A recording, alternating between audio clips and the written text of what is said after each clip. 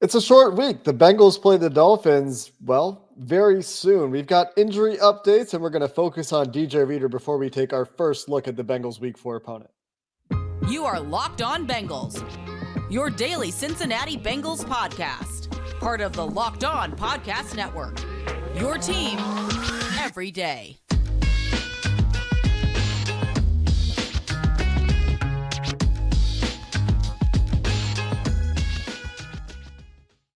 What up, Bengals fans, and welcome to another episode of the Locked On Bengals podcast. I'm your host, Jake Liscow. He's your host, James Rapien. We're part of the Locked On Podcast Network, bringing you coverage of your Cincinnati Bengals every day, free and available everywhere you get your podcasts and on YouTube. Today's episode is brought to you by LinkedIn Jobs. LinkedIn Jobs will help you find the candidates you want to talk to faster. Post your job for free at linkedin.com/LockedOnNFL.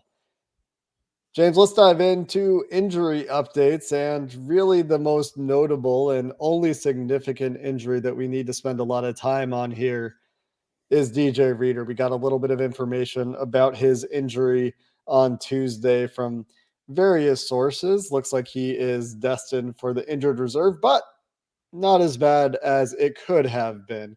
We'll talk about that injury and what it means for this team. Will they make a move? How will they overcome the injury?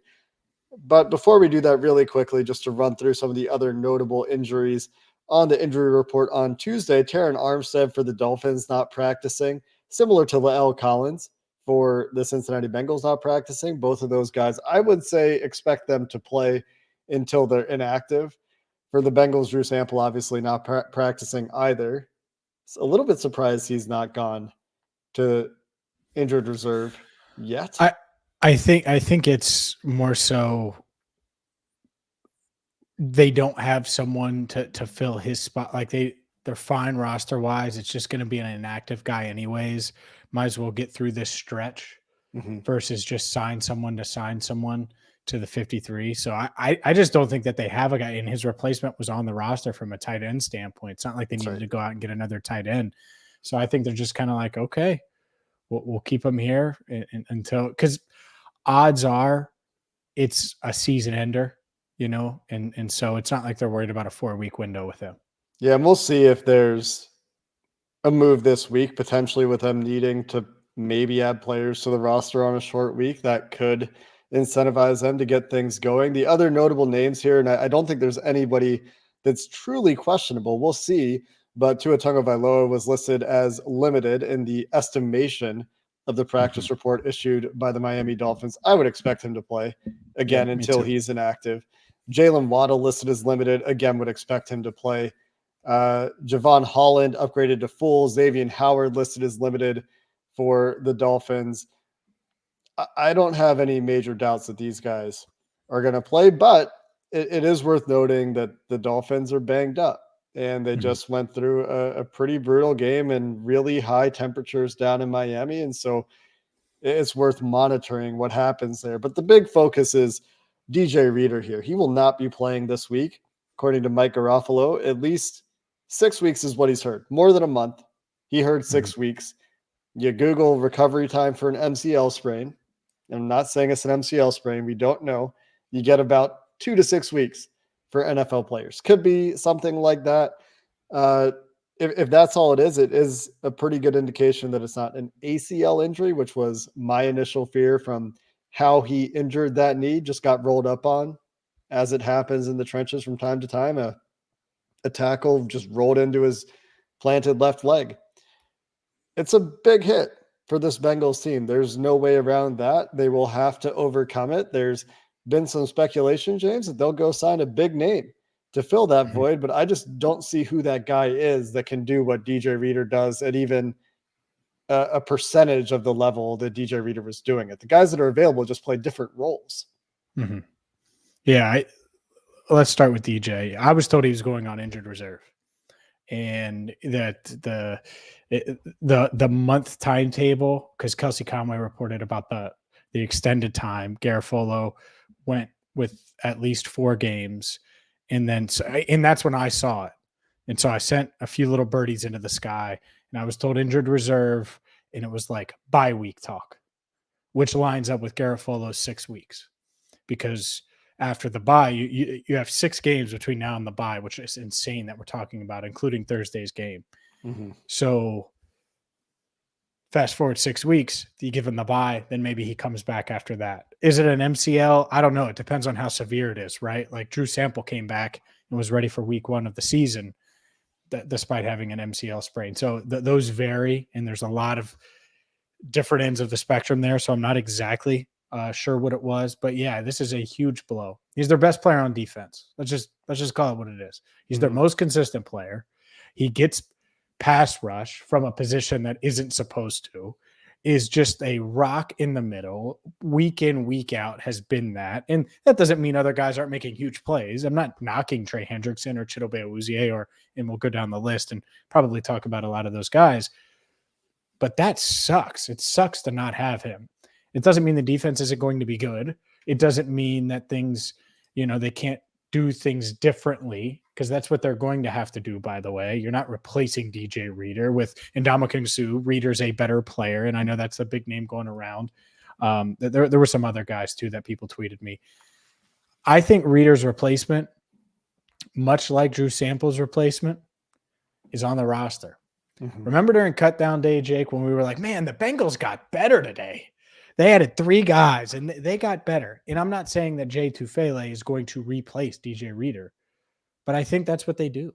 I think that this is going to be, all right, well, we paid BJ Hill for a reason. We like Josh Tupou. We're going to activate Jay Tufele, who's been inactive, and we're going to roll with that. And some of these young guys that were rotating in and out anyways, they're going to get more snaps, and that's going to be it.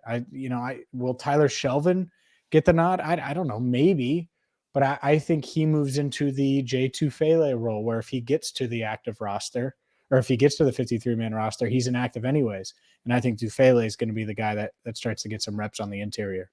That'll be the next guy up. I wouldn't be shocked if they made a move. I would be more surprised if they made a move to bring in somebody who they want to replace DJ Reader snaps. If they want to bring in somebody to start, I don't think that guy is out there. I think that they're going to feel more comfortable with their own guys. And honestly, the answer to mitigate the loss of DJ Reader as much as you can is do more of what you did against the Jets and get out to 14-6, 14-3, 20-6 leads, whatever it is, 21-6 leads. Make them score a lot of points early and get them out of the running game, right? Because some next gen stats here on DJ Reader. One, they're going to miss his pass rush, even when the other team is passing the ball. DJ Reader leading interior defensive lineman in pass and pressure rate, according to next gen stats this year. 15.6% ahead of Kenny Clark, Jeffrey Simmons, and obviously Aaron Donald would, I assume, be on this list. He doesn't even show up in the top 5 here. But run defense, obviously, Reader's forte. If you follow, me, Joe Goodberry, Mike Sands on Twitter or over at allbengals.com, you'll see highlights of DJ Reader in run defense and him doing superhuman, inhuman things. And Lou Anarumo giving him similar praise. The next gen stat here is when Reader's on the field, the Bengals defense in the last 2 years is giving up 4 yards per carry. When he's off the field, 4.6 yards per carry. The stuff rate for the defense when Reader's on the field at 21.5% goes down to 12.5% when he's off the field. Defensive success rate drops 8% against the run when Reader's off the field. And this is just a nose tackle.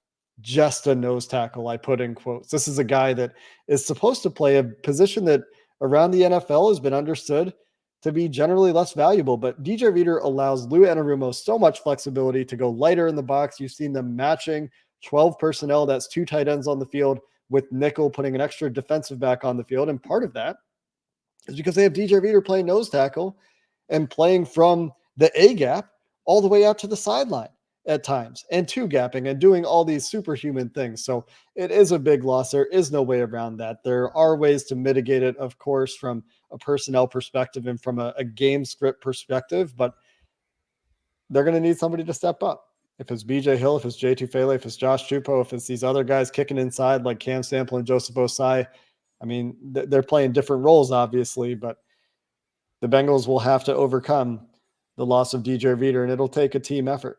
Coming up next, James, let's dive in to the Miami Dolphins, the Bengals' Week 4 opponent. Get a quick first look here as the Bengals will be taking on a 3-0 team, the last undefeated team in the AFC. As you gear up for fall, you need the right people on your team to help your small business fire on all cylinders. And LinkedIn Jobs is here to make it easier to find the people you want to talk to faster and for free. LinkedIn Jobs allows you to create a free job post in minutes. And not only are you going to reach your network, you're going to reach the world's largest professional network of over 810 million people. They have simple tools like screening questions that make it easy to focus on candidates with just the right skills and experience that you can quickly prioritize, so you can pick who you want to hire or pick who you want to interview and then make that hire quickly. LinkedIn Jobs helps you find the candidates you want to talk to faster. Every week, nearly 40 million job seekers visit LinkedIn. So post your job for free at linkedin.com/lockedonnfl. That's linkedin.com/lockedonnfl to post your job for free. Terms and conditions apply. James, let's talk Miami Dolphins. This game, the Bengals again, with money coming in on the Bengals throughout this week, are going to end up, as of now, looks like heavy favorites again for the fourth time this season against the only 3-0 team, the only undefeated team in the AFC. Which, where were they in the Locked On Power rankings today? Top 5. I mean, I didn't put the Dolphins that high, to be clear, but our co-hosts think highly of the Miami Dolphins. What do you mean? I put them 1. No, you didn't. I put them 1. No, you didn't. They beat the Super Bowl 57 champion Buffalo Bills, dude. Buffalo was supposed to go 20-0. You didn't hear? You didn't get that preseason memo? Yeah. The Bills were going undefeated. And Tua said, not only are the Bills not going undefeated, but I might be the best quarterback in the 2020 draft. All right. Have you caught the humor yet? No, keep going. I could keep going all day. Jalen Waddle actually sent Jamar Chase a memo and said, no, I'm actually the best receiver in the 2021 draft. Tyreek Hill sent Eli Apple a memo that says, yeah, I owe you. This is perfect. Now we've played 2 lies and a truth. That's right. It's almost the game. That one actually did happen. I mean, if you're living under a rock, maybe you haven't heard. I feel like everybody's talked about it at this point. Tyreek Hill telling Eli Apple right after his victory over the Buffalo Bills, in which he was hardly on the stat sheet, by the way, was Tyreek Hill, that he owed Eli Apple. And again, Tyreek Hill hardly on the stat sheet the last time these teams played, and probably going to get a heavy dose of Chidobe Awuzie. So there is that detail, I guess. Real quick. The last thing on Reader, I would say that this is one of those weeks where they should be passing a lot and you do miss his pass rush, but I don't, it's not like you're playing Derrick Henry and the Titans. Right. So if you weren't going to have him for a week, I wish it was just a week. I wish you could get him back week 5 against Baltimore. You say, DJ, we'll patch you up and get you back to 100%. You take Thursday off.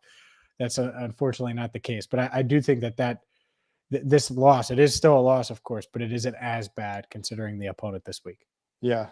It would be nice to have him for the Ravens. It'd be nice to have him for the Browns a few weeks later. Like if it was just 4 weeks, if they get him on IR today and he somehow is good in 4 weeks, that would be first game back against the Browns. But you don't want to rush him back. Obviously, this is a long-term investment for the Bengals, and he was having an all-pro year.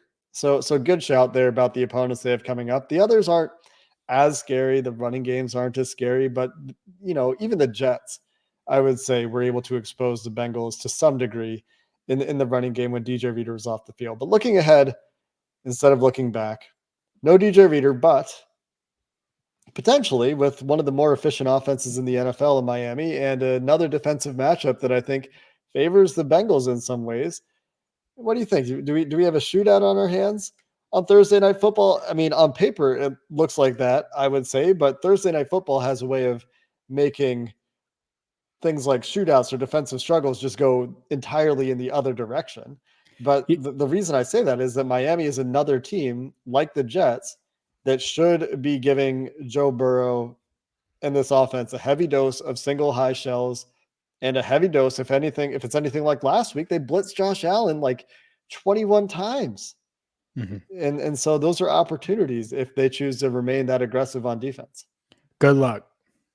If you blitz Joe, I mean, good luck. I mean, I like the chances of the Bengals getting open and pushing the ball downfield and being that offense. And they're going to have to be that offense. Look, I didn't expect them to completely turn things around week 3. They didn't. And it's only 4 days later, and it's a lot to ask. But listening to Burrow on Tuesday and listening to this team and the vibe in the locker room and stuff, they never lost their swagger. But like T said last week, you got to go out there and do it. And they went out there and did it and got a win. And so now I think that they're like, yeah, we're the defending AFC champions. Why wouldn't we be favored against the 3-0 Dolphins? Why wouldn't we? Of course we should be.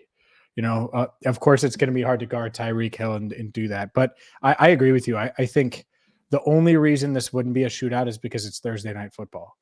Like if this was played at Sunday at 1, hit the over hard. I think it was 47 the last I checked. Is that it? All right. But a lot of games have gone under. It's an historic amount have gone under, and offenses like scoring across the league is down, and that's certainly something to pay attention to. But I think that the only way it like you'd hit the under is if one of the teams just completely like if the Bengals couldn't block for whatever reason and Bro's just getting hit, or Tua just falls apart, which is possible. Mm-hmm. Other than that, these offenses are too good. I mean, you're talking about the Dolphins' weapons are insane. We like Jalen Waddle a ton coming out. It wasn't like we didn't, love his game. We know what Tyreek Hill brings. Mike Gesicki is a nice compliment, even though he hasn't gotten going much so far this year. I like their offense, and I like Mike McDaniel. So yeah, this Bengals offense 30 is probably the minimum, and the Dolphins are averaging about 27, and they scored 21 the other day. So 30 is probably the minimum on Thursday night. And I feel like the last time the Bengals saw Raheem Mostert, he went crazy. I mean, there's so much fast speed. Too. There's so much speed. Jalen Waddle, Tyreek Hill, Raheem Mostert. I mean, just speed for days in this Miami offense. They have to be ready for that. And the Bengals team defense, I wouldn't say they have elite speed in their defense, but it's good. And they've dealt with speed before. They've dealt with Tyreek Hill and the Chiefs offense before. I'm sure that there are some lessons they can take away. And honestly, I know Tua is having a nice start to the year. We'll see about Tua, right? Maybe he gets it going again, because, and this is the thing about losing DJ Reader this week. We'll see if they give Joseph Osai opportunities opposite Trey Hendrickson this week, but Hendrickson on Armstead is strength on strength. Terran Armstead is good. And he might be hurt, but he's good. And Hendrickson hasn't gotten it going consistently this year. Hopefully last week was the spark he needed to keep it going. But while Miami's offensive line, Greg Little at right tackle, for example, Liam Eichenberg at left guard, Connor Williams moving to center, like there are some rough spots there. Mm-hmm. But can the Bengals take advantage of those when their best pass rusher is going up against the only good, like bona fide good offensive lineman for Miami? I think that'll be really interesting to watch and see if the Bengals can figure out, can Cam Sample run it back? Can they get another good performance from BJ Hill and Joseph Osai and get some pressure to Tua? Yeah, you got to find a way. Got to find a way to make him uncomfortable and force him into some mistakes. I totally agree with you. One thing that Cheeto said, you're talking about the team speed. On Tuesday, he said, you've got to have it to defend it. And I love the line. It's so subtle. It's so subtle. But he's like, mother, you think I'm slow? Well, it's a team thing, though, right? Like Cheeto's not slow. No, and he said, you've got to have it to defend it. And obviously great technique. We have great coaches, and he was like, we're trying to give the crowd a show that they're coming after a win. We're coming after a win. All of those things. But Cheeto's like, those dudes ain't running past it. Like that's how he which honestly is how he should feel. He should feel that way. Because Xavier Howard's thinking the same thing about Chase. And thinking the same thing about T. Higgins. And I know they win different ways than the two speedster track stars in Miami. But that's the part of it that's fun. Is I think that there was a little swagger to the locker room on Tuesday. Good swagger, not overly cocky because they got a win over the Jets. But it's like, oh yeah, this is who we are. We're going to go out and show it. Some other things that we can talk about in this game, James, besides the Bengals team speed on defense, let's talk offensive line a little bit. I know you wanted to avoid this topic this year as you roll your eyes a little bit that we're still talking about it. And well, we have to talk about it because they forced us to talk about it for better or worse. Joe Burrow praising his interior offensive line, both in his press conference on Tuesday and his appearance on the Colin Cowherd podcast, specifically calling out the offense, the interior. I don't think he excluded Lyle Collins or Jonah Williams on purpose. He was generally lauding the entire offensive line, saying they played really well. Collins still not practicing, still dealing with that back, still playing more or less the same way he's played throughout this season. Jonah Williams needs to be better. I mean, both of these guys are playing the worst stretch of professional football that I think they've played in their careers to start the season. And they've been tested. There have been some good pass rushers. But the Jets' defensive line, while it's good, aren't the world beaters they faced in the first 2 weeks. And I see this defensive line for the Dolphins as somewhat similar. Melvin Ingram still can win off the edge. He's going to be a handful for someone. Christian Wilkins can still win inside. Yep. And their second-year player, Jalen Phillips, well, we'll see. That one shouldn't be as challenging on paper anyway.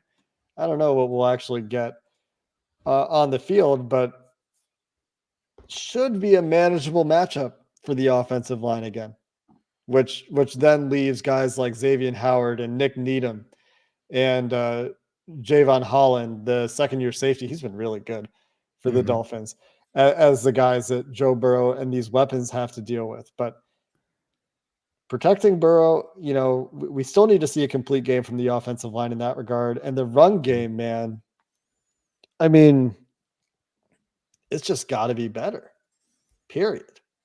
It's been such a problem. And then when you can't run the ball against these two high shells, it just makes your entire offense so much more complicated and challenging to get going. Yeah, I thought run blocking wise they'd be so much better as of now, and they haven't been. You know who else I thought would be better? The $12 million a year running back. Yeah, Joe Mixon I thought was pretty good week 1. Like I thought he made something out of nothing. Haven't seen something, and I'm not saying there's a lot there. I'm not, because there hasn't been. Yeah, but what is there? He hasn't gotten, and he hasn't gotten it the past 2 weeks. And so I just wonder, is it the ankle?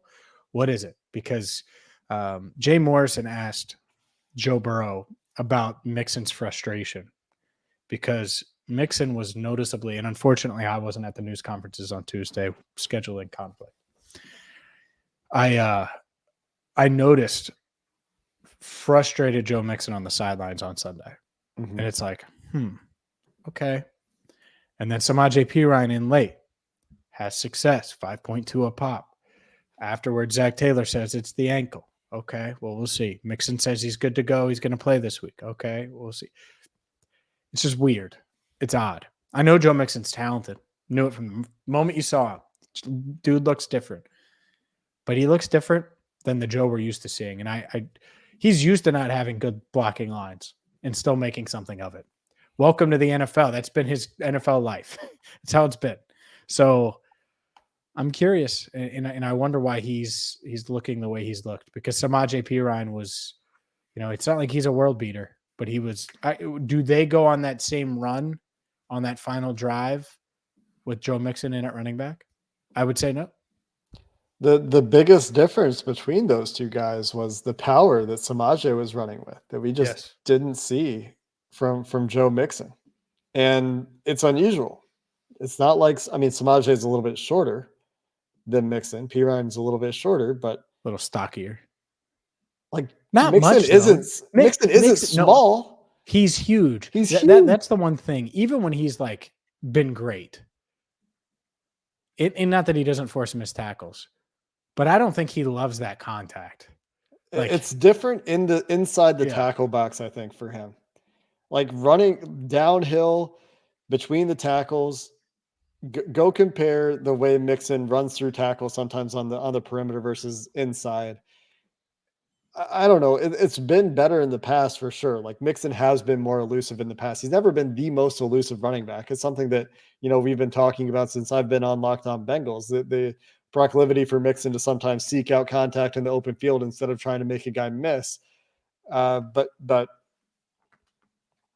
gotta make a guy miss at the line of scrimmage in the tackle box. Yes. You just so he has the ability. We've seen it before. I don't think that the athleticism is gone or anything. No. When I was talking to Joe yesterday when we were doing our all 22 takeaways, it looks like there's maybe a trust issue with some of his linemen getting to second level blocks where he's not necessarily trusting that they're going to get to the linebacker at the second level. And maybe he's right about that, right? And so he's trying to find other avenues where Samaje Perine is just like, I'm just going to go try to get low to the ground and run into somebody and try to just get a couple extra yards out of it. And he did. Sure. And he was effective at it. And so that's, by the way, that's useful. If the Bengals are averaging 5 yards a carry, but they never have the explosive run ever, that's fine. You know why? Because if they're averaging 5 yards a carry, let's go down 4.5 yards a carry. That's going to be enough to get the explosive plays elsewhere. Because Joe Mixon at his best, in playing his best ball he's ever played, is still the third most explosive Bengal. Like, it's just what it is. Sorry, there's a Jamar Chase that exists, and T. Higgins is a freak. By the way, I'm going to hammer it home one more time, and I know it's looking back to Sunday, and it's a short week. It was a touchdown. I don't care about the stupid. It's a touchdown. That's it. There's an angle where I think his heels. Okay, so here's what I'll say about it. I'll say this: if it was ruled a touchdown on the field, they're not overturning it. They should have ruled it a touchdown. I was in the press box, and I'm like, oh, he got both feet in. I could see it from like 1,000 feet away. What I think 1,000. The reason I think it's a touchdown, and some people have talked about this, is you don't see the rubber surface get kicked up where his heels would have touched the ground. There is an angle where it looks like his, I guess, right heel gets really close to the ground. And so if you're the official looking at that, because it was the back judge, I think, that made the call that he was out, and you see like a cleat come, like this right on top of the turf, and you don't know if it actually hit the ground or not. I can see why you would make the call you made. It's a difficult spot to be in, but I also can see why it wasn't overturned. I thought the initial angles that we saw on TV were, his heels never come down. I think it's a touchdown. But Mixon, third most explosive Bengal at his peak behind those two guys. Agree or disagree? Like his current peak or his all-time peak? Oh, his best. At his best. All-time T at his best, Chase at his best, Mixon at his best. I have him third. I think that Mixon at his career best and Higgins is really close. I think Mixon might have a bit of an advantage there, because remember prime Mixon, he would make the reason that he made guys miss. I know, but that's old for running backs in the NFL, man. Like legitimately. For running backs, it's old in the NFL. Legitimately. But what I was going to say is, you remember when Mixon looks good, it's when he's making defenders' angles bad. And that's why he's making guys miss, because of that acceleration, because of that burst. The long speed, maybe T has an advantage there, probably does. But when I think about prime Mixon, I think about him making defenders look dumb because they don't know what angle to take, because they don't realize how fast he's going. And we're not really seeing that from him right now. So it's maybe easy to forget. I watch T. Higgins, Moss, Sauce, and Sauce got the best of Chase more than he didn't on Sunday. Which I think it's like, I think T is saying, an incredibly strong, physical wide receiver with good speed, like adequate speed. Yeah, I don't mean who wins a track race, and he may win. Receivers are always going to make more explosive plays than running backs, if that's what you mean.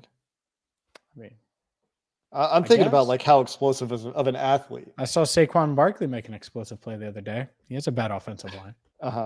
T. Higgins, I'll say this for him. He got way up for that should have been touchdown. I mean, that was what, like a 3.5, 4 foot vert? He looked like a monster dunking on Jordan in Space Jam 1. He wasn't even alive for it. Like his hips were higher than the corner's head. He got way up. God. Dude, I'm telling you. We have Kyle Krabs from Locked On Dolphins joining us tomorrow. We're going to get into a game preview for our crossover episode this week with the game coming up on Thursday, and then late on Thursday night. Oh man, late on Thursday night, we'll have our post game for you. It'll be ready for you for your commute to work on Friday morning, maybe on your ride home. Well, I don't know what time. Win, lose, draw. We're here. Doesn't We're matter. always here every Yep. day. Free and available everywhere you get your podcasts and on YouTube. That's going to do it for this episode of the Locked On Bengals podcast. Until tomorrow, when we're going to cross over with Kyle Krabs of Locked On Dolphins. Thanks for listening to the Locked On Bengals podcast. Hoo day, and have a good one.